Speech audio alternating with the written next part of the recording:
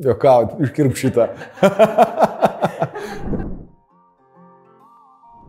Aš kadangi esu teisės bakalauras, man pilietiškumas yra visa konstitucija.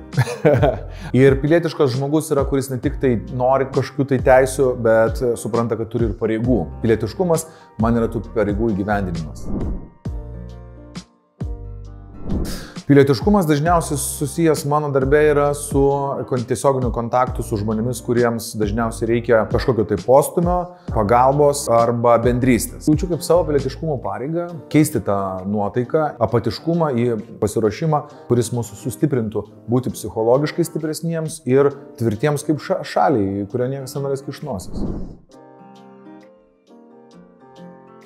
Kiekviename jų gyvenimo etape tu stengiasi įdiegti tam tikras savybės pagal jų dabar poreikį ir klausimus. Jeigu jie klausia, tėti, ar gerai ar blogai kažkas yra, dažniausiai mes visą laiką surandam kelis variantus atsakyti. Nesinori, kad viskas būtų tik tai juoda ir balta.